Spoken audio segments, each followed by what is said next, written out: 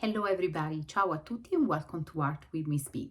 Today I'm going to guide you in a beautiful drawing practice. So if you are a beginner or an intermediate, this practice is perfect for you. If you are a young artist or someone who is just barely approaching drawing another art technique, this is the perfect practice for you. My practices are meant to welcome any age, any skills level, any artistic background, and they are for you just a nice, gentle guides that you can use to improve your fine motor skills, your drawing skills, your understanding of art element and principle, and understanding of a variety of technique. In this case, because we are drawing, so we are using a pencil, we are focusing on the element of value, which is the alternation of light and shadow, which makes all of our drawing more dynamic, interesting, and more alive, a little three-dimensional, if you want to say that. We are going to learn different way that we can use different type of strokes, so movement of the pencil and marks of the pencil on the paper that you can use to create an implied texture, which is the fake texture on the paper. We are reviewing together the use of space and some rule of composition. How can we place and where can we place the elements that we want in our composition to make sure that the composition look harmonic, look like cohesive, right? And is visually pleasant to look at. For this practice, you just need your art journal, a drawing journal, or a piece of white paper. If you don't have the specific drawing journal or a texture paper, don't be picky. Remember that you can always do the practice and learn and benefit from it, regardless of the tools that you're using. I'm using my drawing pencil, which is a 2B, so pretty soft. I can manage the pressure of my hands on the paper. So when I'm sketching, I'm using very light and dynamic lines, and when I need to increase the value and the shading and work on the implied texture, I will kind of go over and over the same spot with different intensity, pressure, and strokes. However, if you just have an HB pencil, which are the common drawing pencil that everybody has at home, use that pencil. Be flexible and really open-minded. Use what you have because you can learn through the process. The final result might be a little different than mine, and you might need to insist a little more. I will give you explanations during the practices and options for you and possibility, right? So I can guide you through different stage and step of the practice, and also you can learn to use a different type of tools, so the one that you might have available, okay? Also remember that even if when we decide to draw, when we think about drawing something, we have that final images in mind. Oh, I want to do this perfect portrait. I want to replicate this still life. I want to draw the perfect pumpkin or whatever. Just let that thought go, let it go, and don't truly even think about it, the final product. Follow me through the step, embrace the practice, embrace all the mistakes that you will do in the practice, embrace all the errors, all the things that you don't like, and maybe you will feel some disappointment at the end. You will feel some frustration because your project doesn't look like mine or doesn't look like the images that you have in your mind. But do not fight this disappointment. Embrace the disappointment. Embrace the frustrations. They are part of our own healing. They are part of our own life experience. There is no joy without sadness. There is no achievement without frustrations. We just need to normalize this. So remember, open yourself, your mind, and your heart to this drawing practice with me. Follow my leads, follow my movement, follow my instructions, and totally relax and enjoy every little bit of frustrations, every little tiny mistakes, every little things that doesn't go as you planned or as you envisioned before, and rejoice in those, because that's the beauty and the true benefit of art. And we can apply this approach not only to art and other things that we do, but to our entire life experience and existence. And by embracing that frustration, embracing the negative feeling, is then when we truly can feel the gratitude for the beautiful positive feeling, for the achievement and the improvement and the goal that we can reach finally after many, many times that we failed, but that we need to embrace the whole thing. So if you didn't check other previous videos, I suggest you to. So I publish a very approachable drawing practice for beginner and intermediate that you can do by yourself. You can teach your kids or your grandkids. You can do with friends and families. You can set a personal a goal of practice in art, not with the intention to become to be able to create something perfect, but with the intention of learning through the process and learning through the steps, and apply what you learn with me in this channel to many aspects of your life. Check my previous video. I have watercolors, long practice, a little shorter practice, healing practices, markers practice, when we focus more on different benefit of practices and more. So subscribe to my channel. Let me know if you have any question. I love to read your comment and to answer back. I love to build a sense of community. So help me in building this community together. I'm gonna switch the camera so you can see my hand and paper and follow my instructions. Ciao. Okay, friends, this is my paper. I'm not gonna do something very big. We're gonna focus a little more on quality, so not on quantity. I will create a composition by including pumpkins and acorns, so very season related and nature related items. Okay, so I'm gonna start by placing my first element, which is gonna be a pretty big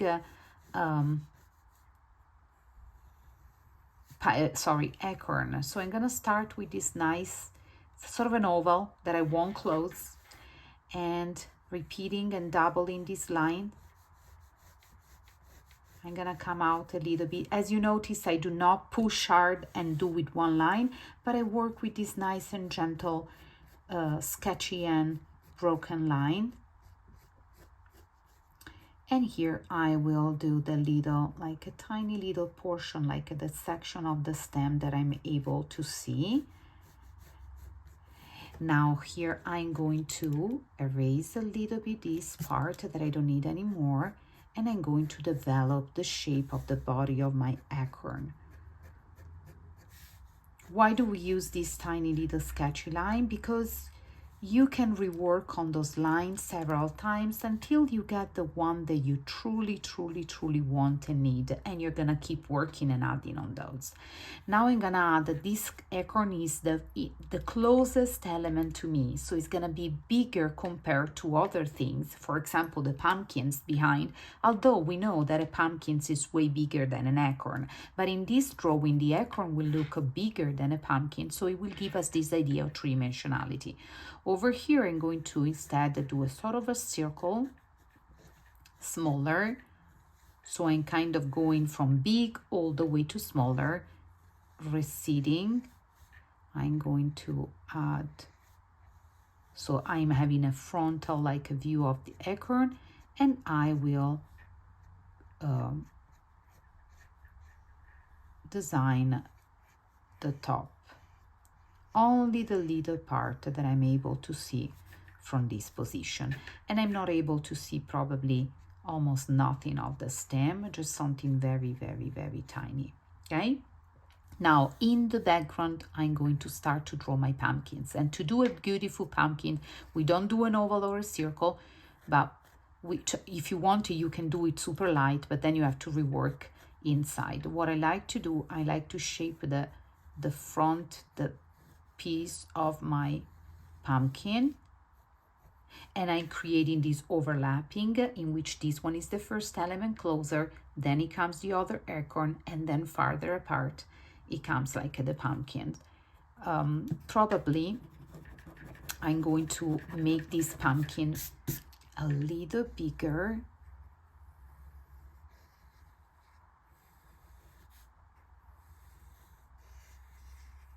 and I'm going to work with this very sketchy type of lines to create the section of my pumpkin.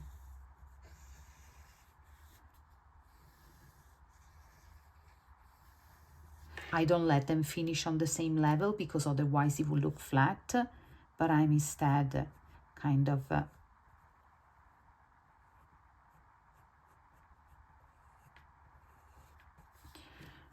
want it to look three-dimensional. So I'm gonna add these two on the back, these two like lines on the back, and then I'm going to add maybe our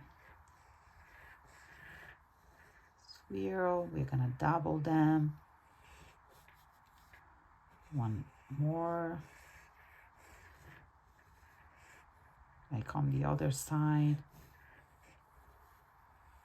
Not on the other side, sorry, on the same side, to create some movement and overlapping. Don't worry too much about it right now. We're going to do the shading in a second. First, we are going to set maybe leaves, use very like broken lines, very natural, right? And then maybe we can have a leaf fallen on the ground.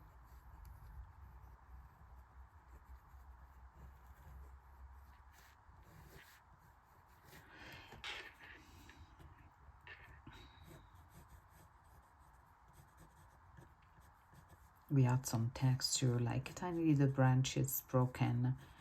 Okay, so this is our composition, is a triangle composition. All the elements point up to these pumpkins. We had some overlapping and sizing, right? So the sizing give us idea of three-dimensionality. This one is of course smaller in reality than the pumpkins, but because it's way closer to us, it's way bigger. This one is in between, still pretty big, but just closer from the pumpkins and farther from this one. And then we have our pumpkins in the back. Okay, so now with the very soft pencil, we're going to start to add some value, deciding when where the lights is hitting our piece. And probably I want the lights, is interesting, maybe we can have the lights coming from this side, right? So create a beautiful nice cast shadow. So this one is going to be pretty dark. This side of the pumpkin is going to be definitely darker, and then this one is going to be lighter. This side of the leaves darker, this one lighter, darker and lighter. So let's start by shading, and you can do like a tiny little strokes, of course, if you have a soft pencil such as a 4B or 2B, like in my case. The lines is the mark will be already pretty dark. If you are using an HB pencil, you will notice that your pencil is giving you lighter marks than mine. It is okay, just insist and go over a little more and add some more pressure. We're doing a traditional shading in which basically pretended that you're coloring the space. Instead to using colors, you're gonna use pencil. Now, this one is the lightest point, so I'm going to truly use a very light touch with my pencil.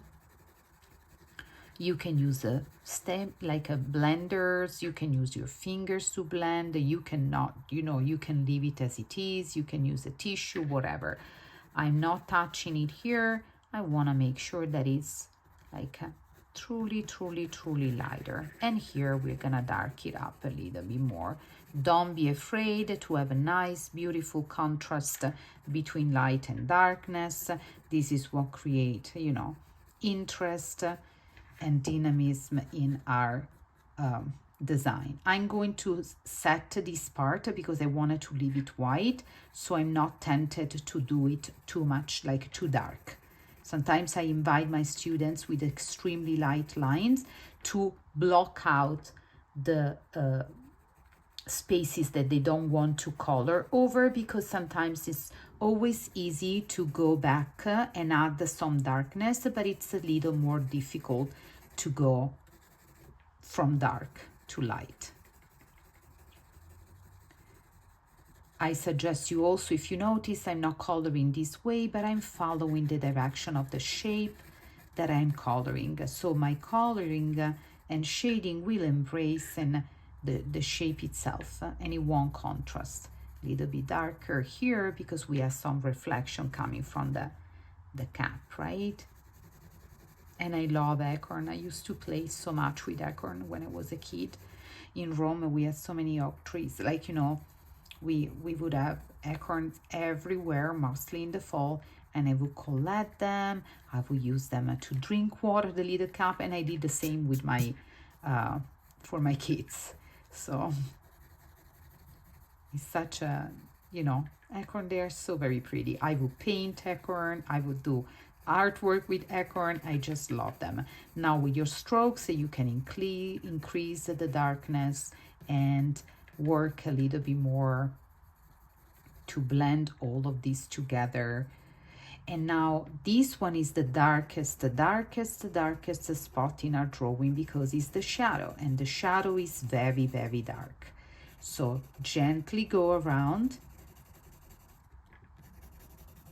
and make sure that you color it extremely dark compared to the rest. This will give us a beautiful visual contrast that you will appreciate, and you will understand what the design is over. But I told my kids that it's very difficult to learn the value. I'm still working on, and I'm still learning.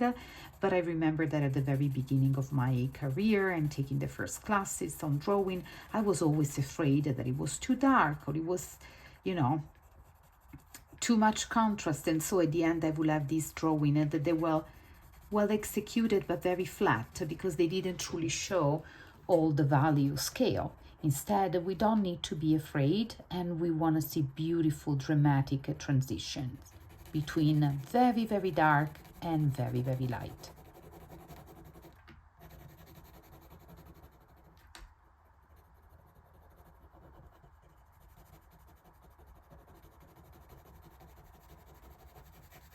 And then you can release the pressure and go back to light to color the rest of the table or the plane, whatever it's your surface. Now here is going to be dark again, because the leaves is blocking the light, right? So the lights cannot truly reflect very close to the leaves on the ground. And then we are going to release it again and make it nice and lighter.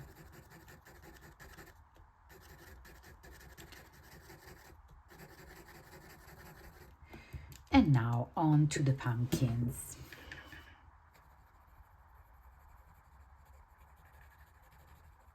So to create a little like implied texture that is not super perfect or smooth, you can use different like strokes in different directions, sort of a scribbling, right? So first we're gonna set our medium range of gray here, because it's in the at the bottom, and there will be some reflection of the acorn, right? I'm going to dark up the gray a little bit, and then I release the pressure, and so my gray started to be again medium, so in the center of the value scale. This is how we call the scale of, you know, the light, basically the representation. Now here we are going to probably I want to block out this part, because the light is coming from here. I'm gonna block out this part and a little bit over here.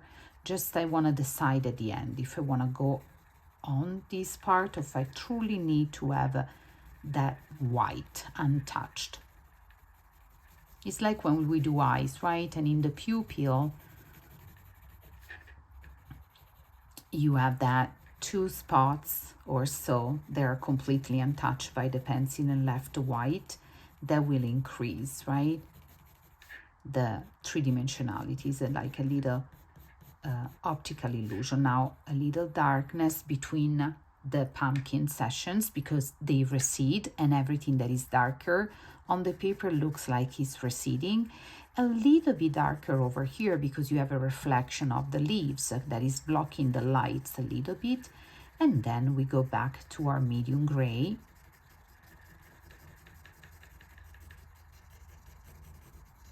Don't touch here at all. And slightly darker over here, because of the proximity to the acorn and the bottom. Now this one is going to be overall pretty dark, because it's covered by the leaf. and it's also going behind, so it's receding somehow. But then we light it up because the light is coming from this side, and we want a beautiful, beautiful contrast, right? And here is pretty light, medium light, scale of value untouched over here. I'm going to now start to work a little bit between the different section of the pumpkins, just to make sure that we retrieve them. Pretty dark over here, going down pretty dark. We start to dark it up over here.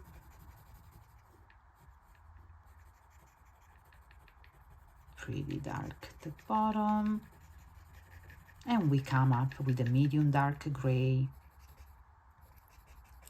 Sometimes we light it up a little bit and then we dark it up again, right? Also to represent a little bit of the texture of the pumpkin. If you feel your hands getting tired, take a moment and take a break.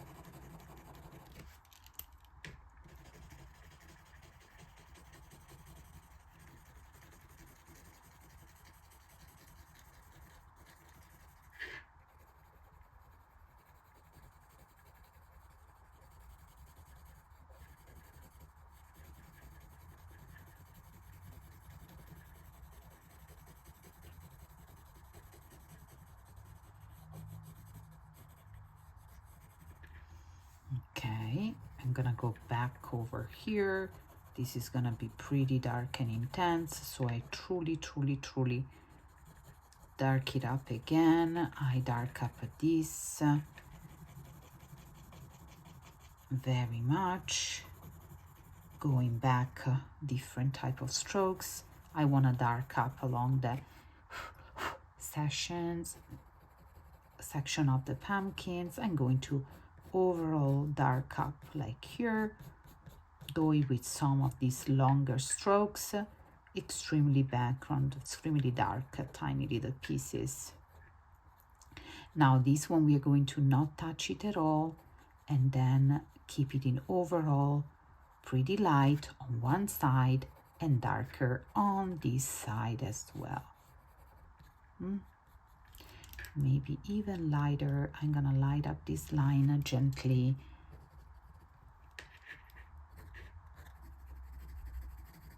You know, and hypothetically we can keep working and working and working and working. I'm going to kind of give you a good general idea and a good foundation, so the video is not gonna take too long and it's not going to be too overwhelming or intimidating.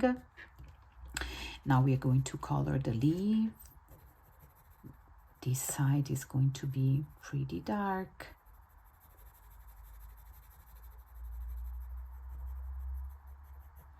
And what I like to do on the leaf, like it's always playing a little bit, because with the light, so kind of leave some spots untouched, some spots lighter.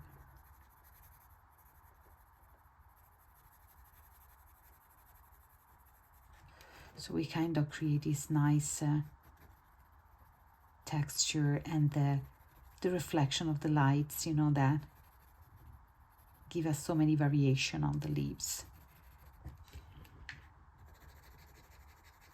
I will go pretty dark in the central vein though, and then don't worry, because we're gonna do some veins to amplify the texture of the leaves. So I'm going to I'm going back and being in adding some nice dark tones and move it up over here.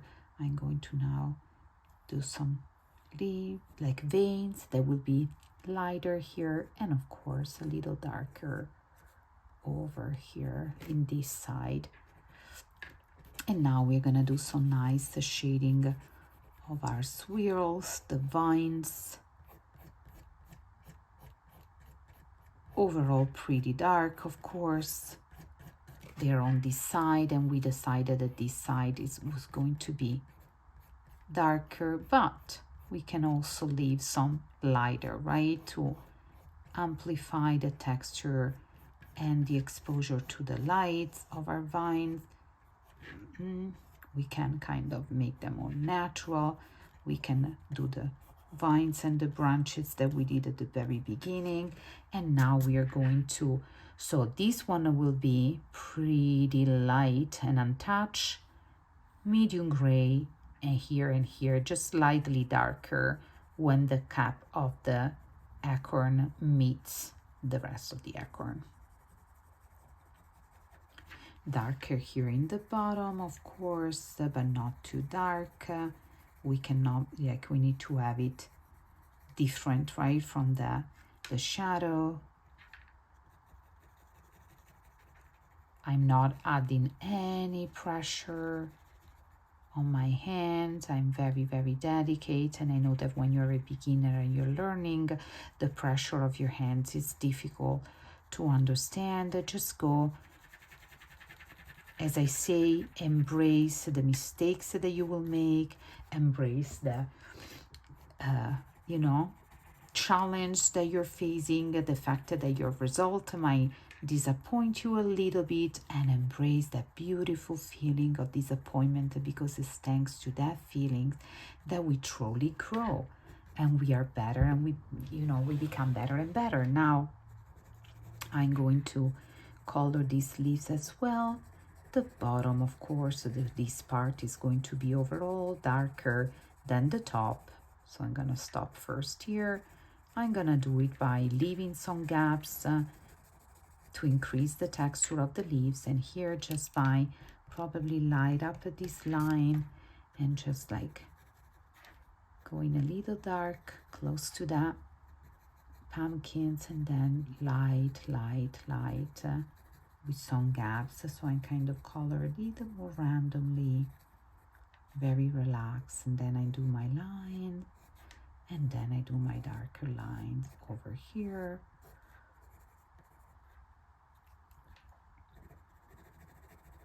I can increase a little bit the cast of shadow. And here, my friends, we have our beautiful still life with like a beautiful, nice triangle composition. If you want to change the texture on the ground because you don't want it to be a table, you can add this tiny little like simple scribbling and strokes to add a little more texture. Cast a shadow, remember the darkest point, you can rework a little bit the edges so it doesn't look too perfect. You make it as dark as you want. Here is lighter, so we left some stuff completely untouched. Rework on some of the area that you want it truly to speak to you. And popping up from this design, and this is a nice simple way to create a still life composition by combining multiple elements, doing a triangle type of rule of composition to create something cohesive and harmonic, big, like sizing the things that we have. Something that is closer to the bottom is close to us, so is bigger than something else, and then the final, of course, the pumpkins is way bigger than the acorn in nature, so it's still going to be bigger than the first acorn, but it makes sense. Remember, value dark, medium, totally light and untouched. Don't be afraid to go toward transition, and if you think that you need to go over and dark up something, do so. Remember, do not dark up too much at the beginning because it might be difficult for you to go back. Instead, it's easier to keep adding, to that dark shades. You can use strokes in different directions. I want this transition to be a little smooth. Take a look at your piece, and once you think that you're all done, you will release the pencil and stop working on that piece. And remember, friends, if the result is not like mine and it's not like the way that you want it or you visualize it in your hands, be happy because you made that mistake. Be happy because you failed. Embrace the failure, frustration, and sadness, and we embrace the achievement the joy and the success. There is no competition. We're not competing against us or anybody else. We are here humble and willing to learn and experience life. I hope you enjoy this practice. I suggest you to look for more drawing practice so you can increase your drawing skills, and let me know in the comment, and I see you very soon with another ones. Ciao!